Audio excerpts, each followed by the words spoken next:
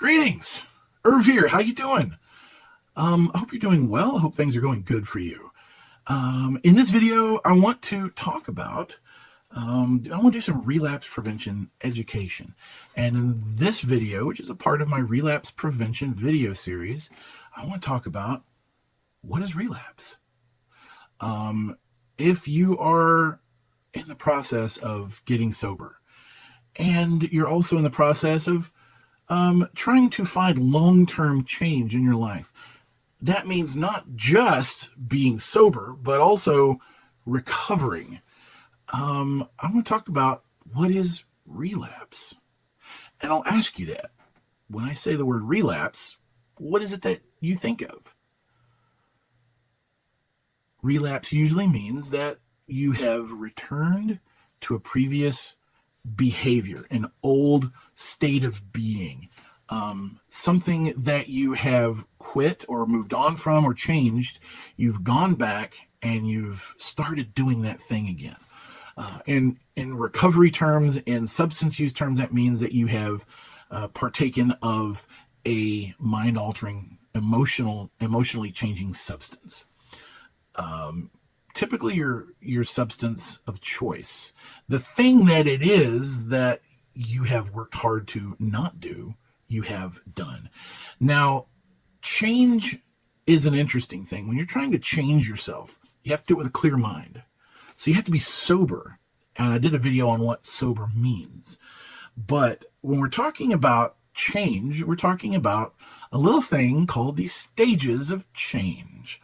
And if you've done any type of treatment at all, then you've received this education before, but I want to review the stages of change briefly. The stages of change was something that was developed in the last 30 years, and it's been accepted as kind of a foundational idea in counseling and substance use, this idea that change happens in stages. So where do you start? What is the first stage of change?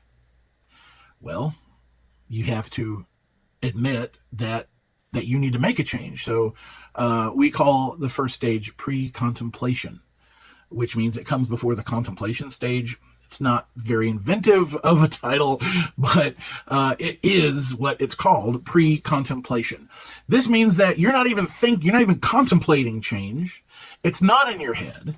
And I like to use weight loss as a nice non-triggery example when I'm talking about stages of change.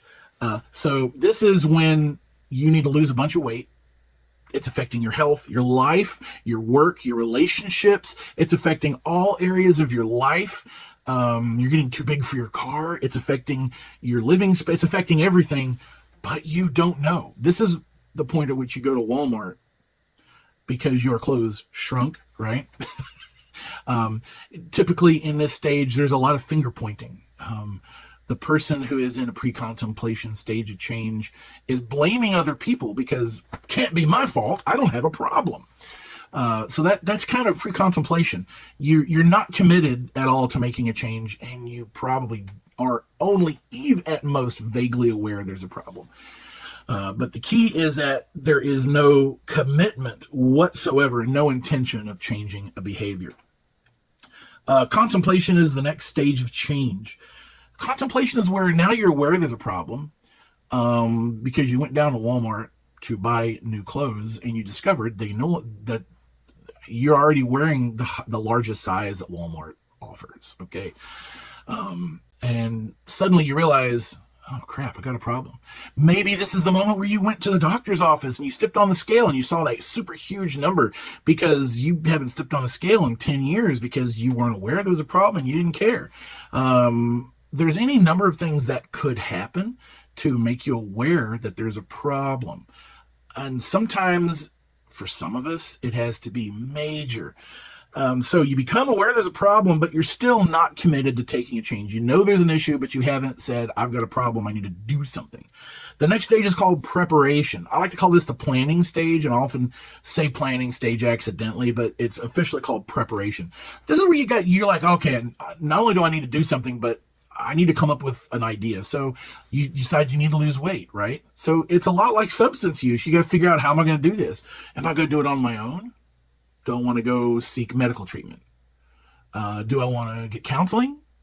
Do I want to go to a community support group? Maybe some combination of these. Do I want medicine or not? Do I want to talk about medicine? Do I want to find a doctor that does medication treatment for this? There's pros and cons. It's kind of iffy. I've heard bad stuff, but I've heard good stuff too.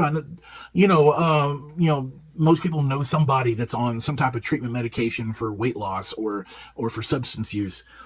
So you read, you research, you ask friends. Maybe, just maybe, you actually go to a meeting, or you check out a treatment clinic, or you go talk to a doctor. Now, you would think that everybody walking through the front doors of a clinic is in at least a preparation or an action stage of change. Action is the next stage. Action is where you actually you get off your butt and you go out and you've made a plan, and now you're enacting that plan and you're making change. So you think everybody walking in the front door of a treatment clinic would be in an action stage of change? No. Fear is a great motivator. Fear of loss will get you in the front door. That doesn't mean you've committed to making a change. That means you're only committed to resolving your fear. So you take action, you make a change. Then comes what I believe is the hardest stage of change, and that's maintenance. Anybody can get sober, right? You heard people talk about quitting smoking, worst 15 minutes of your life, right? Anybody can quit. But to actually go through the stages, to admit you've got a problem, to come up with a actual plan that's designed not to resolve your fear, but to change your future, to change your attitude, your behavior, to gain insight into yourself, well, that's the secret. Maintenance is where you maintain the change in your life that you have made. And once you can do that, my friends, then you've made it. Relapse, however, can happen at any point along the way, and that's where you trip up and you fall back into a pattern of use, and you start doing the thing that you're committed to change. That simply means that you need to stop. It's a learning experience. How could I have prevented that relapse? What could I have done differently? And what can I learn from this? And you integrate that information into your next planning stage and action stage. And that is relapse. Relapse isn't the end of the world. Relapse isn't where you give up and you just start using back at your old habits. Relapse is a point that you want to stop and learn. It's a learning experience. That's all.